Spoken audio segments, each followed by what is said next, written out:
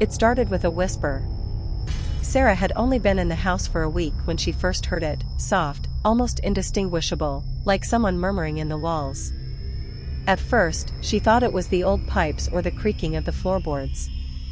The Victorian house she'd moved into had stood for over a century. It made noises.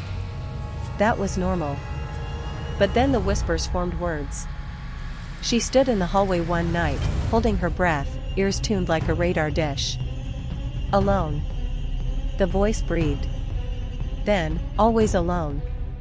She froze. Her skin prickled. The hallway was empty, dimly lit by a single bulb that cast long, trembling shadows. Still, she checked every room. Nothing. No one. She even laughed at herself afterward. Maybe she was overtired. Maybe the silence was playing tricks on her. But every night, the whispers came. Louder. Clearer. More personal. They left you, didn't they, Sarah? One night, the voice said something new. Why did you let her fall? Her knees buckled. The words hit her like ice.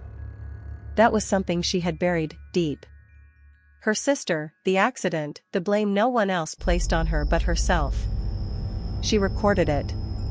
One night, she set her phone on the nightstand and hit record before bed. The next morning, she played it back, and nearly dropped her coffee. It was her voice. But warped, slower, more sinister.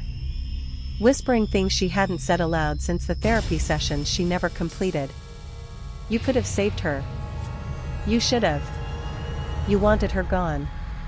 Didn't you? Her heart pounded as she stared at the screen.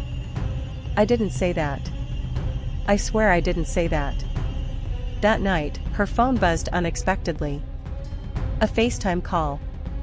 The number was her own. She answered. Static. Then her face filled the screen. But her eyes were sunken, mascara running, lips trembling.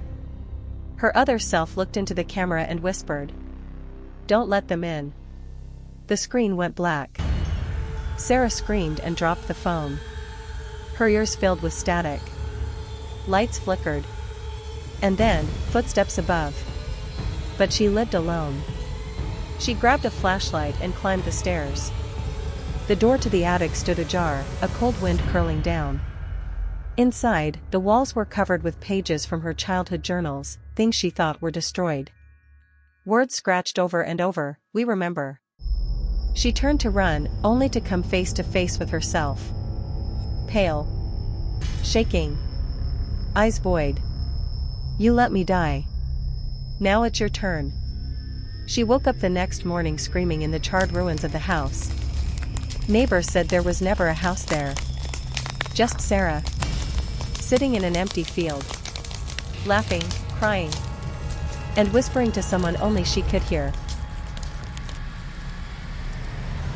The radio booth was cold.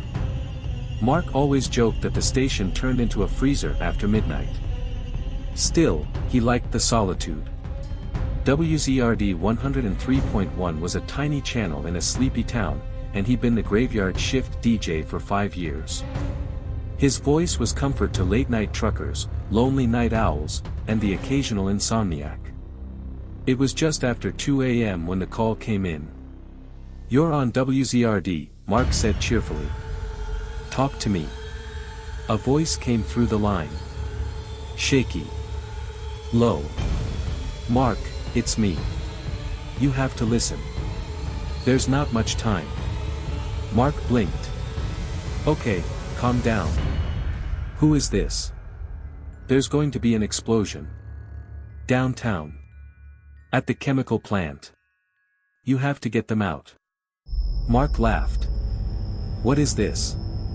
Some kind of prank? You said the same thing last time, the caller replied. Static. Then silence. Mark frowned. He checked the caller ID, just a string of zeros. Odd. Moments later, a news flash blipped across the studio monitor. An early morning fire had broken out in the industrial district. He stared at the screen. Cold dread slid down his spine. The next night, the caller returned. "It's me again. They didn't believe you, did they? They never do. Who are you?" "I'm you, Mark. From the loop before this one. We keep trying to change it. But it always ends the same." Mark's hands trembled. He remembered dreams he couldn't explain, memories of events that hadn't happened. Déjà vu that lasted too long. The voice continued. "You'll feel it soon. The static in your ears. The delay in your reflection. It means the loop's collapsing." The studio lights flicker. His computer screen began showing images out of sequence.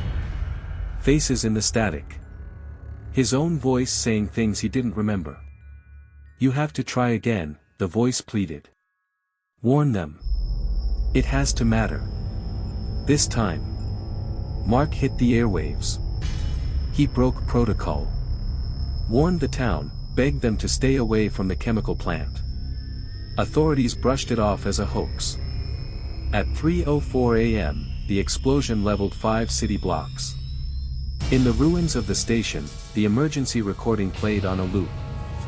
Mark's voice echoed into the void. "This is WZRD 103.1. If you're hearing this, it's already too late." But Mark didn't die in the blast. Not this version of him. He tried to warn the police again, this time in person.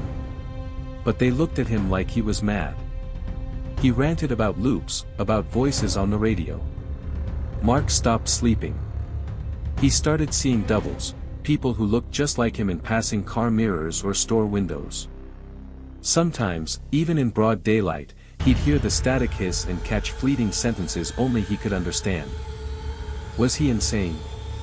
Or was the world broken, looping, collapsing while no one believed the one man who'd already lived the ending 1,000 times before? He started broadcasting from his basement, alone. Not for listeners anymore. For himself. "If this version of me makes it out," he whispered into the microphone one night, please don't waste the warning." Ben always thought suburban life would be boring. Until the house next door sold. He'd lived in the cul-de-sac for years. Retired early, peaceful neighborhood, friendly neighbors. But the old house had stayed vacant for over a decade. Boarded windows. Peeling paint. A rotting fence. It was a neighborhood legend, the haunted house no one wanted. Until one day, it wasn't empty anymore. Ben never saw a moving truck. No construction crews. Just one day, the boards were gone, the lights were on, and there was someone living there. Ben tried to introduce himself. Knocked on the door. No answer. But from the second-floor window, he could feel someone watching. Days later, a patch of the backyard was dug up. Fresh dirt. A small, handmade wooden sign stuck out of the soil, "Rest now, my roommate." Ben chuckled uneasily. Probably just someone with a weird sense of humor. Right? Then the scratching started. Soft, like nails dragging across the walls. At first, he thought it was rodents. But then it came in patterns, 3 taps. Pause. 3 more. Then 4. Always at midnight. Always from the wall closest to the neighbor's house. One night, he tapped back. It answered. That night, Ben dreamt of dirt, suffocating darkness, and a voice saying, "You'll do nicely." He called the police. They checked. Found nothing. But the next morning, the sign in the neighbor's yard was gone. Replaced with a new one. "Rest now, my neighbor." Ben packed to leave that same day. He threw clothes into his suitcase, hands shaking. The sky outside had turned an eerie amber, like dusk arrived too soon. He dragged his suitcase to the front door, only to find it wouldn't open. Deadbolt. But not from the inside. He checked the back door. Same thing. All windows sealed shut, as if bolted from the outside. He reached for his phone, no signal. Not even emergency services. Panicking, Ben ran upstairs to escape through the attic window. He climbed onto a small wooden desk and pushed it open. Cold air rushed in. He stuck his head out, and stopped. There, on the lawn below, were 6 people. Not moving. Not blinking. Just staring up at him. The second-floor light in the neighbor's house flicked on. In the window stood a mirror version of Ben, same pajamas, same terrified expression, raising one hand to wave. And behind him, a shadow moved. Ben screamed and fell backward into the attic. The window slammed shut. Weeks later, a real estate agent listed the home next door again. 2 houses now empty. 2 signs in the backyard. And behind the curtains of the upstairs window, someone watching. Waiting for the next roommate.